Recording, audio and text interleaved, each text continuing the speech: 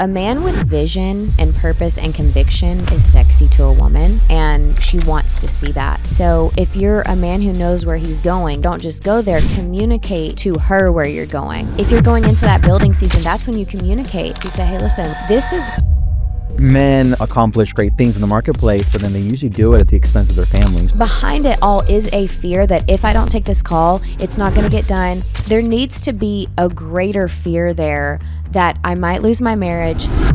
I became a single mom. I was working 6 days a week. I was providing for me and my son, and it was a lot. It was really hard being the masculine and the only one. One thing that you do absolutely the best. I've seen people, you meet them for 5 minutes and they're already opening up to you. It's crazy. Like within 5 minutes, what are some things you do to really build the relationships with our people? I think it's super important that women were meant to be intense. We're meant to be emotional. And so your wife is not crazy. Your wife is not broken. She's meant to be that way. Then we got married, and I remember one of the first things you said is, you can work if you want to, but I don't want you to. That concept to me was just like... Welcome to the VIP, the Valor Impact Podcast. My name is Jon Soriano.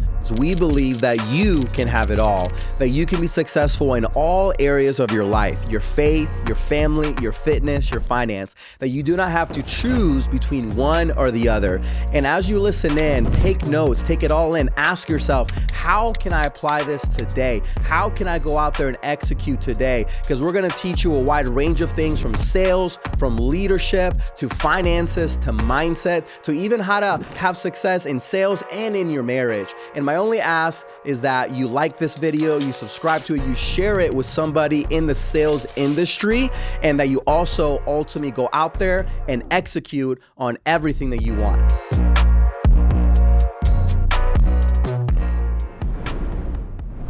Welcome to the Valor Impact Podcast. Today we have my most favorite person in the entire world, the love of my life, the mother of my children, and it's Jozi Soriano. Hello. So baby, welcome to the show. Thank you. Thanks for having me. Yes, today we have actually a very unique episode, something we haven't done before. I know in the past, we've done maybe close to a dozen episodes by now.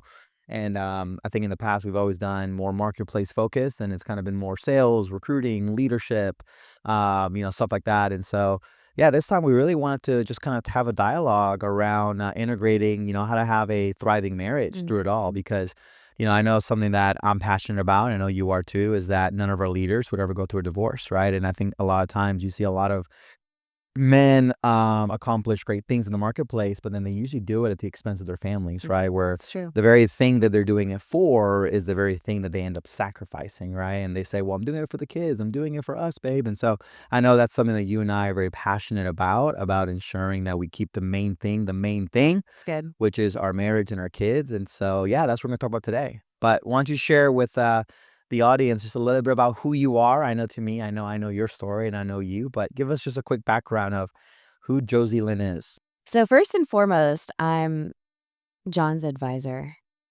You're my helper. I'm your helper. You're my helpmate. I'm your helpmate. No, I get the privilege of being married to Jon, and we have 2 beautiful children.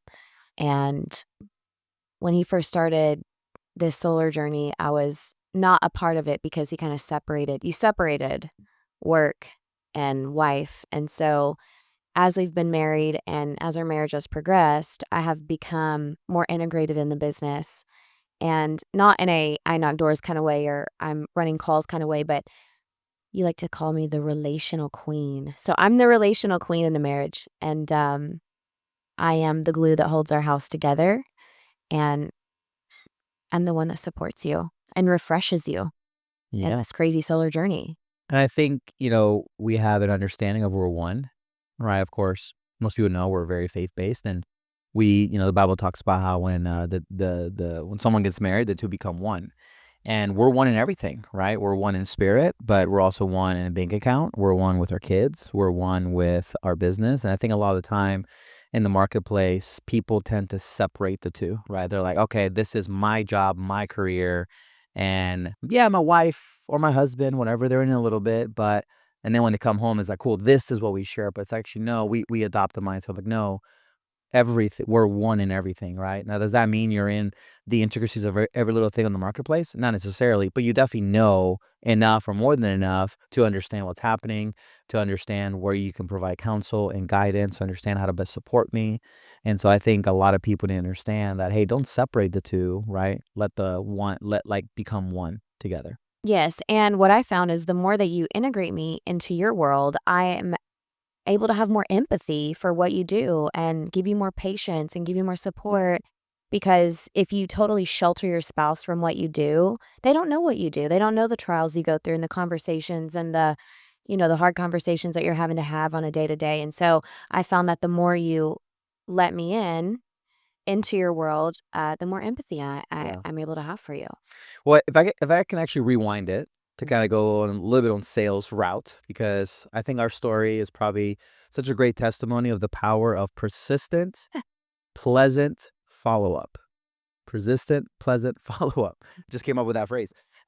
Because part of our story is that, you kinda not rejected me, but there was 2 times where I asked you to, "Hey, can I meet you?" Right? Because you're from Tennessee and I was in California. And I think for the viewers, I think, it's great for them to understand that sales can help you not just in the marketplace, but can also help you, to, really attract your dream girl, dream guy, your dream house, your dream everything. It's true. And so I think part of our story is it's cool that our story is like that, where there were 2 times I said, "Hey, I would like to meet you," and you respectfully said no because 'cause you're like, "I don't know you." But you know what? I was persistent, I didn't give up, and it was what, like 4 years we talked on Instagram, and finally after the 3rd try, you said, "Okay, I'll come out, I'll meet you." And then the rest is history. So, hey, goes to show that sales can also help you. If you're single and you want your dream girl, understand that the principles work. That's right. They work in any industry. But you also have a marketplace background too. Prior to us being married, you managed a waxing business, right? And so talk to us about that, just for the people to understand, like what did you learn during that season of your life when it came to marketplace, when it came to, providing income, all that stuff. So what I want to emphasize is what I learned in my marketplace experience that has helped me become a better wife and a better spouse to you. And so, um, before me and John met, I was working six days a week all the time, and I was very much in the grind season, very much in hustle, hustle. I was providing for me and my son, so I was the provider. And, it was a lot. It was really hard being the masculine and the only one. And so, one thing that I learned in that season was grit. I learned how to be gritty, um, and I learned how to just go after it and get it. And it's so funny, I didn't see what was going on in that season at the time because like you always say, we don't really have we can't look forward and see the picture, we have to turn around and look backwards, and that's what connects the dots. And so, when I look back, I see that I was actually being set up to be married to you, and being married to you, I do have to have grit. I do have to go get things done because you're out working, you're out, you're traveling, you're speaking, you're gone. And so, not that you're gone all the time, but you're gone a lot. And so, that season of me building my own empire has taught me how to not be the codependent, needy wife where I need you to be holding my hand all the time or honey, come home, like I need you to go to the grocery store with me or I need no, I don't need you to do those things. I can handle it by myself and I'm so grateful for that season. That was very hard in the moment because it prepared me for an even grittier season that has allowed us to build our empire. Mm. How would you say someone develops grit? Because I agree, I 100% agree. I think grit is, I would definitely a very important factor of success in any area, because things take time, right? It takes 9 months to grow a baby, right? It takes 2 years to grow an elephant, like, things take time, and during that time, you need grit to keep going. So how does somebody develop grit? Well, I think maybe one of two ways this can happen. And so I'm gonna use our children as this might be a strange analogy, but I'm gonna use our so we're raising 2 boys. We're raising men, we say. And let's just say that our children grow up and it came to a point where 18, 19, they are and let's just say they're bumming it on our couch, which they wouldn't because we wouldn't let them. When we made the decision to throw them out, "Hey, listen. You're not going to school. You're not working. You're done. You're out. Because that's just how we are. We're raising men. We're not raising a mooch. Let's say we kick them out. That, putting them in the fire, throwing them in the water, sink or swim, that is how grit is built. And so I think life can either throw you into that kind of situation, but if it hasn't, you have to put yourself in that situation. And so for me, I became a single mom and it was like sink or swim. Do I stay at home and bum off my parents? Of course not. So I branched out. I had to figure it out. Right. I had to figure it out. And so just being in that environment, putting yourself in environments where you have to make it happen. You don't have anybody to depend on. Yes, community is good, but you don't have anybody giving you a handout. That is how my grit has Yeah. been built. I love that. And the reason I bring it up too is because, a lot of people that know us, they just know you as the Josie today, maybe the mom, the wife, right? But I got to know the marketplace Josie for that season, right? Because when we were dating, you were in Tennessee, I was here. So I got to see the marketplace Josie. I got to see the, hey, I'm going to be in work for the next few hours, so I'll talk to you in 6 hours, Yeah. right? Or maybe most of the people here never saw that side of you. They just know you as the mom, but they don't understand that season of your life is a big reason why you crush it as a mom, why you crush it as a wife, right? Why you crush it as the relational queen that you are in the solar side of things. And so, there's a reason, there's a reason I call you the relational queen, because you get it. You understand that people are our greatest assets and people are our greatest resource. And so, what are some things you do to really build the relationships with our people? So I think it's super important that the wives are one of my biggest priorities in our business. I make sure that they are bought in, and not in a, like I'm trying to sell you, or, I'm trying to just make you like us. It's not that. I genuinely care about them. I genuinely want to get to know the wives. I know the intricacies of their life. We hang out, our children hang out, they play together. And for the practicals, like when holidays come around, like I build them cute little baskets and I just make them feel seen. I make them feel loved. And how many times have we been employed by people who, I mean, we have to beg to get paid what we're worth. Like, Yeah. and I never want our people to feel that way. I want Wow. I want our people to feel like my leaders see me, they love me, they appreciate me, they know me.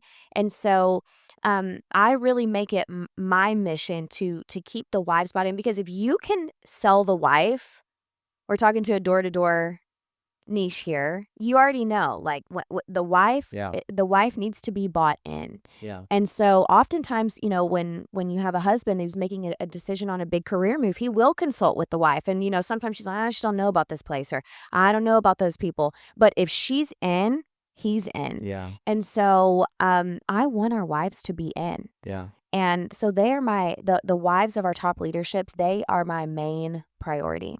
When we have events, I'm not the one who's just sitting in the corner on my phone texting or standing right at your arm. I'm working the room. I call it working the room. I'm going around, I'm asking people like, "Hey, how are you?" Or "What are you getting out of our organization? Hey, how can we be better?" So I'm constantly using relationships to see how we can be better, to deposit value into people. Yeah. And so it is a very behind the scenes serve that I have, but it's so important. But I love it. I mean, I think that's what the world is hungry for, right? I mean, I think for years we've been fed like the go after the big house and go after the cars and all those things. And I mean, but I think people now are kind of hungry for like the things that money can't buy, Yeah, the like intangibles. the intangibles, like a healthy marriage or a healthy household. And so I think people underestimate the power that they have if they're married and they're in the marketplace, like especially the men, they underestimate that. There's a reason the Bible says, "He who finds a wife finds a good thing and finds favor with the Lord and with men," because it says that when the two become one, you actually like there's this superpower that you have that I don't have access to, Right. but then there's a superpower that I have that you don't have access to. And so when we learn to really lean in on on both of them, we're able to achieve results that we couldn't do on our own.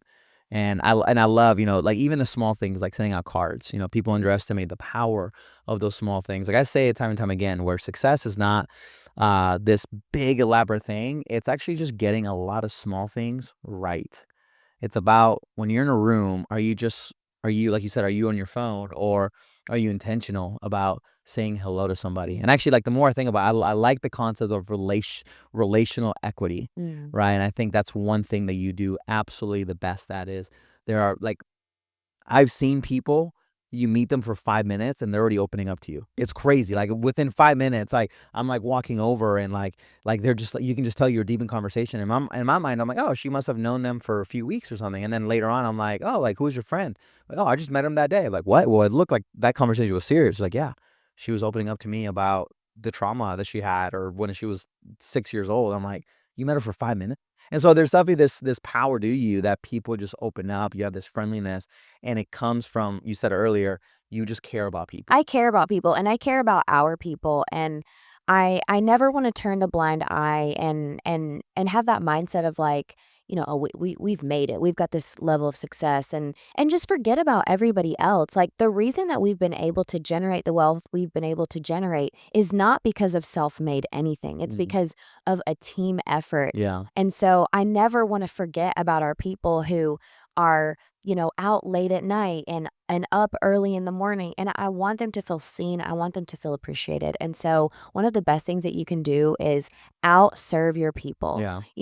and I think a lot of leaders have the mindset of like, they're my people are here to serve me, Yeah. but if you flip that and you say, "No, I wanna outserve you," Yeah. then your people are gonna be loyal to you, they're Yeah. gonna be bought in. I had a question for you. I mean, being a woman, being a wife, and talking to other wives, what would you say, speaking to the men, what would you say is the biggest, I don't want to call it complaint, but let's just say need. What is the biggest need that's not being met, right? To the wife by the men, like being a wife yourself and just being in many conversations and men that are in the marketplace. Doesn't even have to be door to door specifically, just marketplace in general. Men that are going out there, they're doing their best to provide, they're doing their best to be hunters. But what's a need that you feel like is not being met by the wife? Does it make sense? My question. Which need is the wife not having met? Yes, by the man. Yeah, right. So, that is a great question, and it's pretty across the board equal. It's he's always on his phone, which we live in the digital age. So Right. a lot of that's how people work nowadays, okay? But it's more than just being on the phone. It's he doesn't make time for me. Mm. So it's the volume of the work. But Now, real quick, just to clarify, when you say on the phone, it's not he's on the phone like watching sports, watching Instagram, no, whatever. It's like he's on the phone working. he's on the phone So working. the deeper one is he's just working all the time. He's just Yeah, yeah. working all the time. Exactly. Yes. And because we don't, it's not the traditional 9 to 5, you leave your work at home, Right, right. you leave your work at work and then you come home. We have a very definitive boundary of when work is Yeah. over. Though he's at the office, he's doing the court, he's doing the sales meeting, and then he comes home and then he's on the phone till 7 or 8 o'clock at night. And so the boundary is not defined of when does work end? Mm, When does work end and family time begin? yeah. And so that is the biggest challenge that I hear from wives. And what it could all be so simple, right? It is and it's not. But I think it's just the men, the husbands, owning their schedules and being more dialed in their calendars Yeah.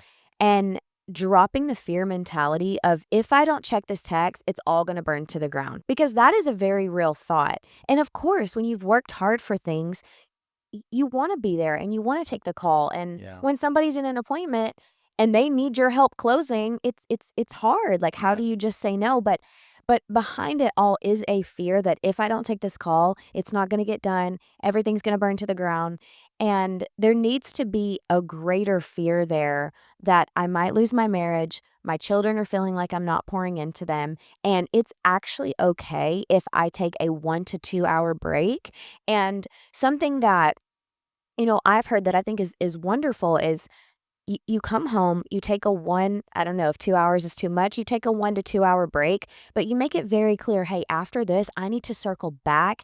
I need to close out the day. I might need to make some phone calls." And so women are not asking for this unrealistic amount of time. I think they're just wanting a definite, "Can I please have your full Yeah.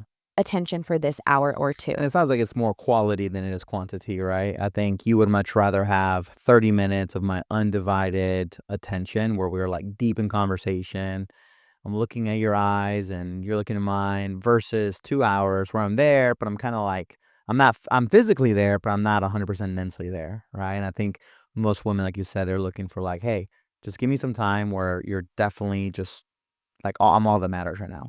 And yeah, and definitely men struggle with the boundary side. And I think even something I've realized too is I've actually noticed that people respect you more if you flat out tell them why you can't answer. Mm. Sometimes if people call me or text me, I will straight up be like, hey, I'm with my family for the next few hours. So I'll get back to you later. And if anything, they respect you. They're like, okay, cool. Like, I love that you're prioritizing your family. Cause like no one's going to argue.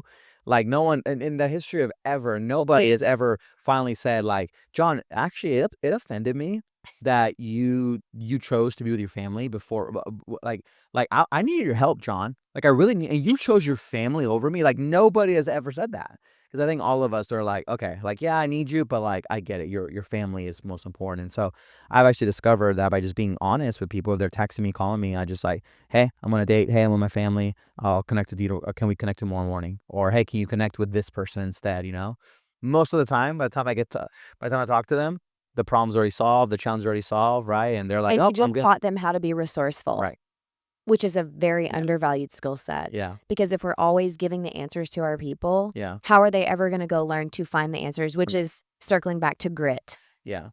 And just to end on that, you're communicating multiple things to your spouse, but one thing that you're communicating is, "I'm emotionally regulated enough to turn my phone off. Mm. I am not dictated by this little machine. This little machine is not bossing me around. I am the man here. And my phone works for me. I don't work for it." And that's sexy to a woman. Yeah. But if you have this man who is always being led by his phone, it's like that's not attractive to Yeah. a wife. A wife wants to know, like, my man is the one in charge. Yeah. And, second of all, you're communicating like our time matters. Yeah. And, for brownie points, for extra credit, let's say you do set a boundary, but you not only just set a boundary, you say, "Hey, listen, for the next 2 hours, my phone's gonna go down and we're gonna do this." So you're also planning. You're taking the emotional weight off of your wife having to choose what we're gonna do, and you're actually stepping into Yeah. the masculine and you're saying, "No, I'm gonna take control of the situation, and I'm gonna allow her to be feminine and just come along for the ride." Mm. Now, what would you say to the man that is like in a building season, right? So I know we talk about a lot about seasons. Yeah. And so, there's sometimes you're in a season of war, sometimes you're in a season of peace, sometimes you're in a season of growth, sometimes you're in a season of decline. And so, what would you say to that man in terms of like, hey, if you're in a building season, how should he best communicate to his partner that, hey, right now, like, this is just the season where we're growing. This is the season where, like, because in the beginning, anything great requires a lot of energy in the beginning, right? An airplane, I love this analogy, an airplane uses the majority of its fuel at takeoff. But once it's in the air, it's coasting. Same with this a rocket ship. A rocket ship uses all the fuel just to get off the ground. But once it's in space, smooth sailing. And so, what would you say? What would you say to that man that's in that building season? To the man who's in the building season, a man with vision and purpose and conviction is sexy to a woman, and she wants to see that. And so if you're a man who knows where he's going, don't just stop there, don't just go there, communicate to her where you're going Mm. and introduce the concept of seasons. I mean, this was a newer concept to me, but you're right. Sometimes we are in a more restful season. But if you're going into that building season, that's when you communicate to your spouse. You say, "Hey, listen, like, this is what the next, I don't know how long, we'll just say 3 months is going to look like. It's going to be very busy. It's going to, I'm going to have to take a lot of calls, probably not going to be home at the same time. And this is what I need from you, wife." Going back to the man who is telling the woman what he needs. He's not just, I don't really know. Like, no, he's a man with a vision. This is what I'm going to be doing. This is what I need from you. Can you do that? Can we do that together? Yeah. And if you feel like you're sinking, I need you to come to me. And even like doing a check in, like, hey, do a weekly check in every Sunday. Hey, I know this is a really busy season. How are you handling it? How are you with the kids? How is your stress? Yeah. So I think a lot of men, and in some kind of way know to do that, but I've discovered that a lot of them are afraid to maybe say that. Why do you think that is? Like, why do you think a lot of men are afraid to kind of be that real and that raw with their wife? So I think it's twofold. I think for one, because most women do not know how to control their emotions. But on the other side, I think it's because men are emasculated and they have a hard time handling intense emotions. Women were meant to be intense. We're meant to be emotional. And so your wife is not crazy, your wife is not broken. She's meant to be that way. And we don't need you to fix us because fixing is also you saying, I can't handle this. So Mm. instead of just sitting with her response, you try to patch it up and fix her. When in reality, she just wants you to listen. And so I know the challenge is that men will be met with resistance. And the truth is a lot of men just can't handle that resistance. Instead of let's say the husband communicates it, the wife blows up. What if you just sat there and said, I'm really sorry that you feel that way. I know it's really tough. Like, what if you just validated Mm. instead of tried to fight her feelings, instead of tried to defend or shut down? Like, what if you just heard her? Yeah. And Yeah, I've always thought that, I believe that a man, like, I know the word ego gets such a bad reputation, but I think ego can be a good thing. And I think a man's ego is very fragile and can easily be broken, but it can also be an asset that can, like, a man's ego can go and accomplish a lot of things. And by ego, I don't mean that a man thinks himself as this full of himself. That's not what I'm talking about. It's just is the part of a man that feels ambitious, that feels like he can go and hunt and conquer the world. Like that. That's when I define an ego. That's what I mean. And so, but it is also easily shattered, right? Like, mm, I know, me and you, I've told you this, that you're the only person in this planet that has the ability to lift me up in ways that nobody else can. But on the flip side, you also have the ability to tear me down. That one word, one phrase, one sentence that coming from you directly can crush me in a way that if it was said the same exact way, somebody else, I'd be like, I don't care, but coming from you. And so I do think men have a hard time, like, kind of being that vulnerable because, yeah, they sometimes put their ego, right? Like, if a man, go back to the seasons, if a man is real and says, hey, this is where we're at, and then they're afraid the wife's going to blow up, they're like, oh, man, it's like, you're always working this, and that. Like, then it makes them feel less than. And then so then they contract, and this is a vicious cycle. But if a man just recognizes that, like, you know what, I can handle her emotions, it's okay. Like, if I really believe that this is the move, then I need to understand that maybe in the beginning, she won't fully understand, and so I'm kinda on my own in that regard, but eventually she'll, like, get it. Eventually she'll like, "Oh, okay, I now see your vision." Because I think in the beginning you said a man needs to have a vision, but sometimes it doesn't necessarily mean that the woman sees the vision right away. She might see it a little bit down the road, like, "Okay, now I see it. Now I understand why we need to do this," because then maybe, the fruit starts coming, and so, um I mean, what kind of communication styles would you say need to exist for those types of conversations to happen? I mean, I would say communicate the vision often and what you need her to do Yeah. because we talk about the the woman always needs a mission to come under. And so oftentimes you haven't led her in the way of giving her a mission. Yeah. What is her mission in this season? My love, listen, this is what I need from you. Right. Every night, I would love it if you would, okay, let's say you don't cook, Uber Eats food and like have it ready for me. And when we get home, like I just want to have a nice dinner with you. Like tell your woman what you need. Right. What do you need from her? And I guarantee you, if you give her a mission instead of just giving her this very ambiguous, hey, I got to work, watch her. She will do it and she will do Yeah. it well. Yeah. No, this is great. This is like a whole topic in itself, right? That we could spend on. And to kind of go back to maybe even some more tacticals and practicals on how we've been able to really leverage our marriage and our business. Because like I said earlier, a lot of people separate the two. It's like, okay, this is my marriage, this is my marketplace influence, right? But we're like, no, no, no, let's marry the two. I kind of want to hear some more practicals on what you do on the relational side. because you're great at that, right? And we have a strategy, and we don't do it because we're trying to get something out of people. We do it because we care and we love people. But like you said earlier, we'll spend time with the wives, right? Like if we have a leader and the wife and they're married, cool. Hey, we want to get to know you. We want to have some type of relationship with you, right? We don't want it to be like, I just see you at the party once a year, and like that's it. Like we want to be in your life, like I know a strategy that we've implemented is we have a lot of chats. That's like Soriano X Yep. Johnson, Soriano X Ransom, Soriano X whatever, and so we have a lot of those chats, and that's our way of having like a group chat with like all four of us, me and you, and then the husband and wife. But then we're able to build culture right in those chats, and it's like cool. This is the couples chats, and so Good. just what are things like that you think speaking to I guess the men still like they're building a team, they're building a business, right? How can they bring their marriage into it, and it can be like a tool to help them achieve the result in the marketplace? So, for one, I would say if your wife wants it, retire her as soon as possible. Mm. If your wife wants it, I understand that's not every woman's. I don't know, me and John actually do believe that's the say. And I would say every woman does. Yeah, exactly. No, I do believe, speaking to the woman, I do believe everyone wants that.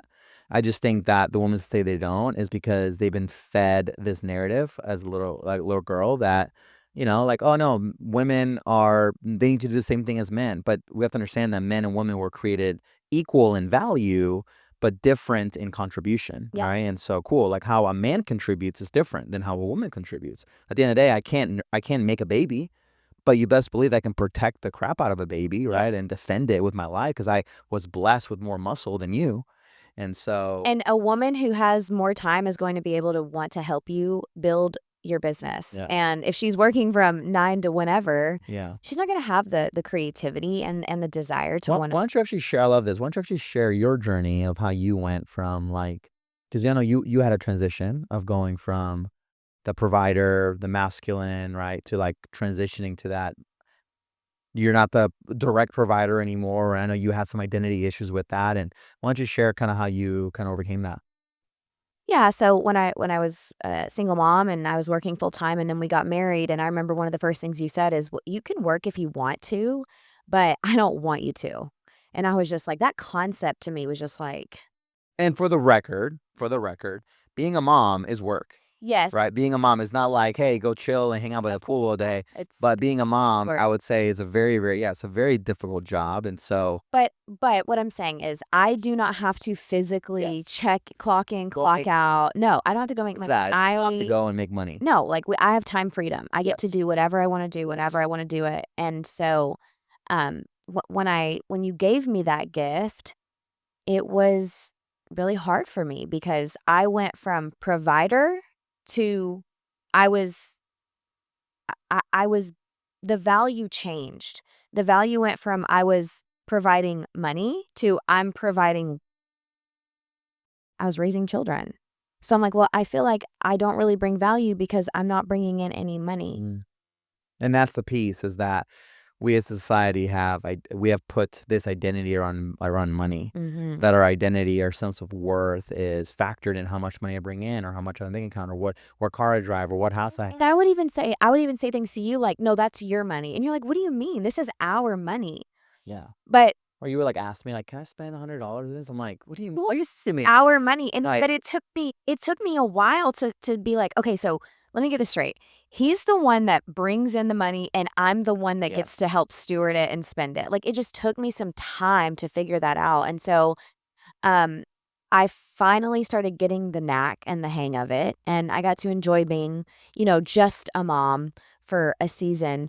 But, I am the kind of woman where I wanna build. I'm a builder, and I'm hungry to provide value, and so then I started seeing that there's a place for me in the business, and that's being the relational queen. And so, just like you said, to say some practicals, me and John do life with our people. So we try to the lines of like work and life are very blurred with us. It's not this is our work friends, these are these friends. It's like no, we're always like hanging out. We're going to church together. We're doing life together. And so for some practicals, we like you said, we have group chats with our leaders. So there's me and Jon, and then we'll have a leader and their wife. So my main focus is, I pour into the same leaders that you pour into, Jon, except for their wives. So I'm not focused on pouring into 100 different women. I'm focused on pouring into 7, Yeah. 8 women. And because I can only effectively disciple so many women. I can only go so deep. Right. And so we have individual chats, and I'm telling you, like, get your wife integrated with your leader's wife. Yeah. We just went to a spa. We just had a spa day. Yeah. And what did we do? We got to laugh and have fun, and we got to talk about what we go through as a wife being married to like a high caliber man. And it's almost like a support group, because we need to have that too. I mean, being married to, high achievers, like that's hard. Yes. It is hard. Like it's like a skill set. And so we're just so bought into each other, and it makes it really hard for people to leave when their best friends are your best friends with people you work Yeah. with. Yeah, because I mean, there's a strategy behind it. I mean, the number one, influencer in anyone's life is their spouse. Yeah. And so there's a strategy behind that. But yeah, again, it comes from the heart of, hey, we care about you, we want to do life with you, and we care about your marriage. And I mean, we also from time to time have had conversations where like, hey, their marriage is not doing well, and we're able to talk through it and kind of be a mediator for them in a way, and kind of give them some guidance, and you give your perspective, I give my perspective, and they're able to have growth because of that. Yeah, and like, going back to the we care about them. It's not just like, oh, you're crushing it at work and you're good. It's like, no, we ask probing questions. We open up a space to be like, hey, how is your marriage? Because if you're crushing it in the marketplace, but your marriage is falling apart, what does it matter? And so going back to how can you outserve your people? How can you get into deeper relationship with them, Yeah. and look at them more than just an employee or, a coworker, but as a person with needs, and how can you help meet those needs?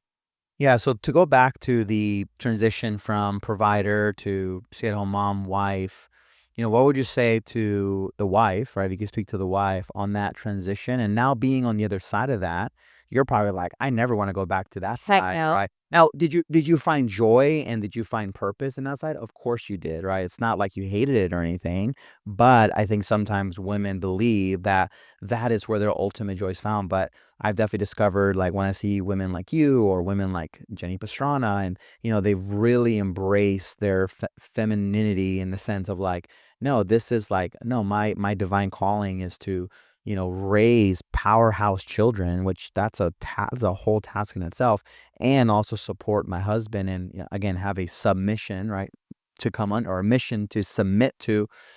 Just what would you say being on the other side to that woman that maybe is on the side you were at a few years ago, and maybe it's afraid because maybe she's like, well, what if I rely on him and he leaves me and I have nothing, and well, what if he micromanages my spending, and I don't want that. Like, what would you just say to that? I mean, I would say, are you married for the long haul or not? Mm. Because if you're really married for forever, then spend forever trying to figure those challenges out. Like, I'm so grateful you don't micromanage my spending, and I wouldn't let you. But we are good stewards of our finances, and so those are very valid concerns, and those were concerns that I had too. I remember it was very, very hard for me to close out my bank account. I had my bank account, and then I had your bank account, which was soon going to become our. I know, I think for like the first year I remember you had your Monet debit card. And then one day I'm like, hey, where does this money go? She's like, oh, well, my bank account. I'm like, It's like, this is my money. I know, you're like, and so I'm like, no, that's my money too. Like, your money's my money and my money's your money. So Yeah, and it took me a long time to it's about trust.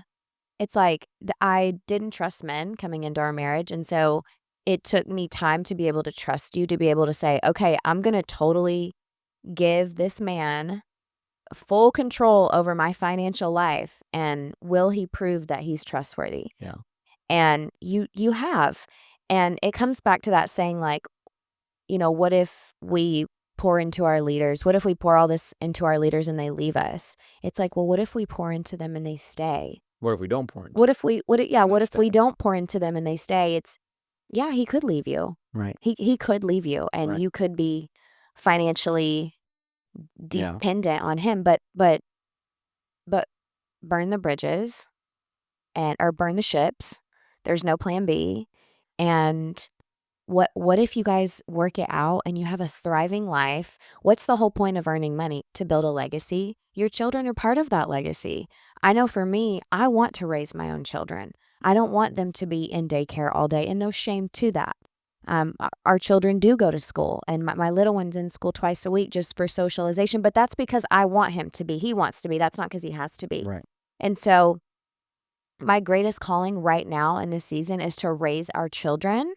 I want them raised in our values and in the way that we view life, not from somebody else. And so I would say on the other side of being retired is true femininity. It's like getting to be a wife and a mother is one of the greatest joys. Yeah, I know I was joking when I say this, but I mean it too. I say, hey, the greatest flex in my life is that I got to retire my wife. That's right. And so, as we come to a close, my love, what would you say to that couple, right? So, speaking to the couple that is in that grind season, that maybe they haven't yet retired their wife yet, right? Maybe because I do believe there's a lot of families out there, whether they're business owners or whatever, they have a W-2 job. I do believe that there's a lot of families out there that really buy into that traditional, call it lifestyle, where like, hey, the man's the sole provider, and he makes enough on his income to provide for the family, so the wife doesn't have to, and so then that way she can then focus on the house, right? Which that's a whole job in itself, and so the affairs of the house, whether it's the kids, the cooking, the management of the house, all that. What would you say just to that couple that's in that grind season, that's believing for that, that's believing that, hey, that maybe that man's believing, hey, one day I'm gonna retire my wife. I remember when Jack and Jenny did it, they had a whole party for retiring Jenny, and even like I think a few weeks ago she like tagged us in a post. Like it was like 1 year anniversary or maybe 2 year. I think it was like 2 year anniversary of my retirement. That's And crazy. so but I love that that's their attitude. And so what would you just say to that person or that couple as a kind of message of inspiration, of encouragement? I would say let him work the hours that he needs to work and do the calls he needs to do and build the things he needs to build to be able to provide that type of lifestyle. Because we've definitely bought as a culture into hustle culture. And I do believe that's a contributing factor of why women are hateful and naggy and fed up all the time. It's because they're tired and they're expected to work jobs and raise children and support the husband and have dinner cooked. We weren't meant to do all that. And so I would say support your man in whatever he needs to be able to provide that type of lifestyle for you. And trust that if he's working that hard to provide that type of lifestyle, that he's going to be a man who is trustworthy to be able to carry that. And then also, I would say to the wife, when I look at the book of Proverbs and I look at the Proverbs 31 woman, one thing that I always notice when I read it is that her husband is only mentioned like 2 times. And one, he's mentioned that they rise and call her blessed and that he's respected at the city gates. And the rest of the book of Proverbs is just talking about this woman who is like, she's the ideal woman. And that is like an anchor for me when I look at my life and I think the Proverbs 31 woman was an entrepreneur. She raised children. She sewed clothing. She did so many things and her husband was not around. And that's a message that I'll tell women who feel like, "Oh, my husband needs to be home more and I can't raise the kids without him." Yes, you can. Because when I look at the Proverbs 31 woman, she's such an inspirational piece of art to your husband can be out in the marketplace and you can be at home by yourself and you will be okay. You were given the grace and the grit to be able to do that. And so I would say relinquish the need to have your husband around you all the time. Be a big girl and go do what you need to do and handle your things at home and let him be the man and let him go do what he's designed to do, which is protect and provide. Wow. You are a wealth of wisdom, a well of wisdom, my love. And so I know that we could spend hours and hours on this topic, and I know that you have a lot of other things that you want to talk about in the future. But we wanted to, and we're definitely going to have Josie on this again. But this is kind of our introduction of kind of implementing some marriage with marketplace stuff, and so I hope that the viewers got a lot of wisdom from this. But if people want to connect with you, and no single men too, but if they want to connect with you, what's the best way they can do it? The best way to connect with me would be, my personal cell phone no, just kidding, would be my Instagram. So it's at JOZILINN, at Josie Lynn. It's funny, a lot of people think that that's your full name. They think your name is Jocelyn, right? Yeah, And I they was like, do. no, it's Josie Lynn. Lynn's her middle name. Josie Lynn, not John. Josie is her first name, Lynn, but that's why it says Josie Lynn. But people are like, oh, Jocelyn. Like, no, her name's Josie. But anyway, My fault. I set people up for failure there. thank you again, my love, for blessing us with your wisdom. And thank you guys for tuning in to this episode. And as a reminder, remember that your best self is found on the other side of doing hard things. Thank you for tuning into this episode. We'll see you at the next one.